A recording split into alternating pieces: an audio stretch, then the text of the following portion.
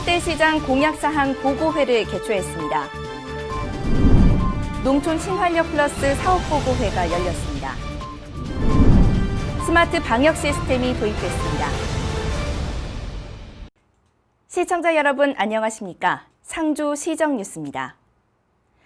이례적으로 길었던 장마이자 전국적으로 큰 피해를 입혔던 장마가 물러가니까 이제 폭염과 열대야가 찾아왔습니다. 그렇다 보니 냉방기기 사용으로 인한 전기요금이 걱정되기도 하는데요. 이때 도움이 될 다양한 전기료 할인 혜택이 있습니다. 가장 잘 알려진 전기료 할인 제도는 취약계층 할인입니다. 기초생활수급자나 독립유공자, 장애인 등은 매달 16,000원까지 할인받을 수 있지만 여름에는 할인 한도가 2만 원으로 오릅니다. 차상위 계층은 기존 8,000원에서 10,000원까지 할인받을 수 있습니다. 소득, 재산과 상관없이 가족이 많으면 받을 수 있는 할인 혜택도 있습니다. 주민등록상 5인 이상 대가족 가구나 자녀가 3명 이상인 다자녀 가구는 한 달에 16,000원 한도 내에서 전기요금을 30% 감면받을 수 있습니다. 대가족, 다자녀, 출산 가구 할인을 받으려면 한전사이버지점 홈페이지에서 온라인으로 신청하거나 한전지사에 방문 혹은 팩스로 접수할 수 있고요. 고객센터 123번으로 전화하거나 아파트에 산다면 관리사무소에서도 신청할 수 있습니다. 또 36개월 미만 영아가 있는 출산 가구 할인의 경우 전기요금 고객번호를 알면 주민센터에서도 신청할 수 있는데요. 이 고객번호는 전기요금 고지서에서 확인할 수 있습니다. 제8대 시장 공약사항 보고회를 개최했습니다. 지난 8월 4일 상주시청 대회의실에서 열린 제8대 시장 공약사항 추진계획 보고회에는 임현성 부시장과 국소장, 공약사항 담당 부서장, 담당 팀장 등이 참석했습니다. 이 보고회에서 지역개발과 문화관광, 경제행정, 농업, 교육 청년, 복지 등 6개 분야 총 44개 사업을 대상으로 구체화된 실현계획과 함께 타당성, 재원 마련 등을 논의하고 점검했습니다. 특히 7대 핵심 공약으로 발표된 경북선철도 시내 동쪽 이전 및 역사 설치, 만화를 주제로 한 시립도서관 설립, 낙동강 관광자원의 새로운 콘텐츠 개발, 문화예술회관 이전 신축, 지역화폐 발행 및 활성화, 농산물 종합물류단지 건립, 상주시 노인회관 신축 등이 주목받았습니다. 상주시는 이번 보고회에서 최종 확정된 공약을 홈페이지를 통해 시민에게 공개할 예정입니다. 다음 소식입니다. 농촌 신활력 플러스 사업보고회가 열렸습니다. 상주시와 상주시 농촌 신활력 플러스 사업 추진단이 개최한 사업 기본계획 수립 용역 최종 보고회에선 기본계획 최종 보고와 이후 세부 사업 구상, 그리고 푸드플랜 기반 구축에 대한 다양한 의견이 제시되고 심도 있는 논의가 이어졌습니다.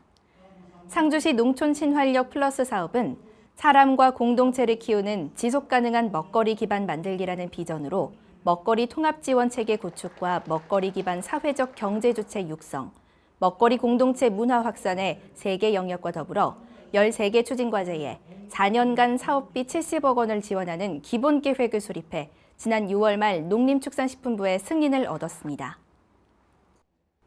사업보고회는 상주 지역 실정에 맞는 시행계획 수립과 사업 추진 과정에 다양한 먹거리와 생산, 소비, 주체의 참여를 통해 침체된 농업농촌의 새로운 활력이 될 것입니다.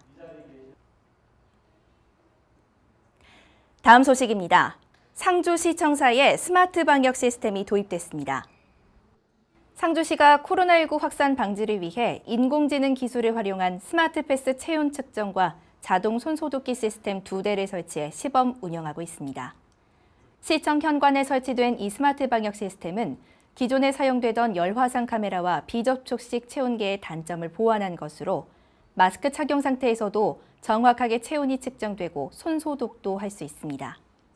AI 기술을 활용한 이 시스템은 자동 카메라 시스템을 갖춰 방문자의 영상 기록과 시간대별 출입자 파악이 가능해서 유사시 방역 자료로도 활용할 수 있습니다. 체온 이상 시 자동 경보가 울리고 마스크를 착용하지 않은 사람이 들어오면 착용 권고 안내 멘트가 나와 방역 수칙 준수 효과도 거둘 수 있습니다. 상주시는 시범 운영 기간을 거쳐 효과성 유무를 검토한 후 읍면동으로 확대 보급할 방침입니다. 다음 소식입니다. 리마인드 포도데이 의료진 나눔 행사를 가졌습니다.